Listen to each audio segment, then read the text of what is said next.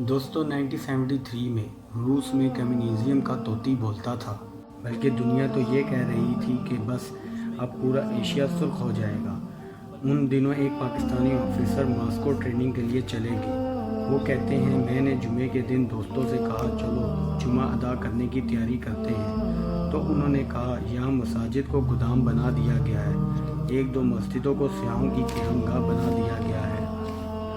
صرف 2 ہی مسجدیں اس شہر میں بچی ہیں جو کبھی بند اور کبھی کھلی ہوتی ہیں۔ میں نے کہا آپ مجھے مسجد کا پتہ بتا دیں، میں وہاں چلا جاتا ہوں اور جمعہ ادا کر آتا ہوں۔ پتہ لے کر میں مسجد تک جا پہنچا تو مسجد بند تھی، تو مسجد کے پڑوس میں ایک بندہ کے پاس مسجد کی چابی تھی۔ میں نے اس آدمی کو کہا کہ کھول دو دروازے مسجد کا، مجھے نماز پڑھنی ہے۔ تو اس نے کہا دروازہ تو میں کھول دوں گا، لیکن آپ کو کوئی نقصان پہنچا تو میں ذمہ دار نہیں ہوں گا۔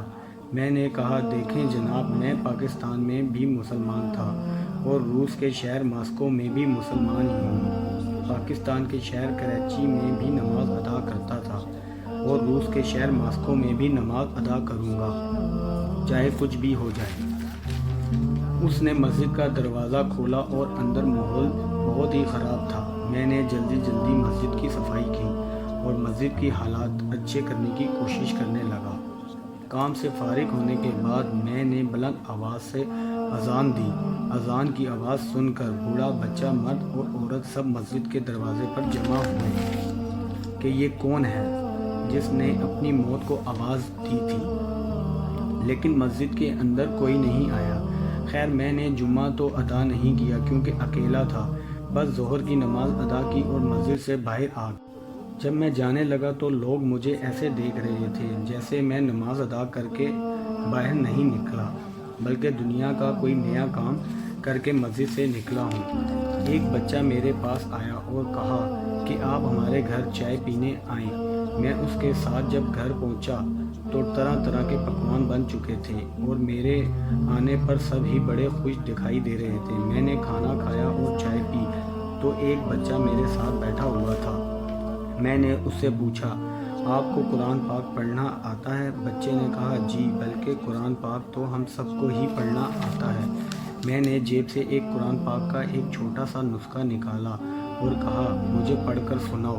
بچے نے قرآن کو دیکھا، مجھے دیکھا، پھر قرآن کو دیکھا اور اپنے ماں باپ کو بہت حیرت انگیز میں دیکھنے لگا۔ میں نے سوچا کہ اس کو قرآن پڑھنا نہیں آتا، لیکن اس نے کیوں کہا کہ اسے قرآن پڑھنا آتا ہے؟ میں نے کہا بیٹا یہ دیکھو، اور قرآن پاک کی ایک آیت پر انگلی رکھی اور خود اس کو پڑھ کر سنانے لگا تو وہ لڑکا فر فر بولنے لگا اور قرآن پاک کو بنا دیکھے ہی پڑھتا چلا گیا۔ مجھے حیرت کا ایک شدید جھٹکا لگا کہ یہ تو قرآن کو دیکھے بنا ہی پڑھنے لگا ہے۔ میں نے اس کے والدین سے کہا حضرات یہ کیا معاملہ ہے؟ انہوں نے مسکرا کر کہا دراصل ہمارے پاس قرآن پاک موجود نہیں، تو اس کے تمام خاندان کو پھانسی کی سزا سنا دی جاتی ہے، اس وجہ سے ہم لوگ قرآن پاک گھروں میں نہیں رکھتے۔ تو میں نے پوچھا پھر اس بچے کو قرآن پاک کس نے حفظ کرایا ہے؟ تو انہوں نے کہا ہمارے ہاں قرآن پاک کے کئی حافظ ہیں، کوئی درزی ہے، کوئی دکاندار، کوئی سبزی فروش ہے، تو کوئی کسان ہے، ان کے پاس اپنے بچے بھیج دیتے ہیں، محنت مزدوری کے بہانے وہ الحمدللہ سے لے کر والناس تک قرآن پڑھتے ہیں اور ایک وقت ایسا آ جاتا ہے کہ وہ حافظ قرآن بن جاتے ہیں۔ کسی کے پاس قرآن کا نسخہ ہی نہیں ہے، اسی لیے ہماری نئی نسل کو ناغرہ نہیں آتا، بلکہ اس وقت ہماری گلیوں میں آپ کو جتنے بچے دیکھ رہے ہیں وہ سب کے سب قرآن حافظ ہیں۔ یہی وجہ ہے کہ جب آپ نے اس بچے کے سامنے قرآن رکھا تو اس کو پڑھنا ہی نہیں آیا، لیکن جب آپ نے ایک آیت سنائی تو وہ فر فر بولنے لگا، اور اگر آپ نہ روکتے تو یہ بچہ سارا قرآن ہی سنا دیتا۔ وہ آفیسر بتاتے ہیں کہ میں نے قرآن کا ایک نہیں کئی ہزار معجزے دیکھے۔ جس معاشرے میں قرآن پاک پر پابندی لگا دی گئی تھی، وہ بھی اپنے پاس رکھنے پر اس معاشرے کے ہر فرد، بچے، بوڑھے، مرد اور عورت کے سینوں میں قرآن پاک حافظ ہو کر رہ گیا تھا۔ میں جب باہر نکلا تو کئی 100 بچے میں نے دیکھے جن سے میں نے قرآن سننے کی فرمائش کی تو سب نے قرآن سنا دیا۔ میں نے کیا لوگوں، تم نے قرآن رکھنے پر پابندی تو لگا دی، لیکن جو سینے میں قرآن مجید محفوظ ہے اس پر پابندی نہ لگا سکے۔ تب مجھے احساس ہوا کہ اللہ پاک کے اس ارشاد کا کیا مطلب ہے۔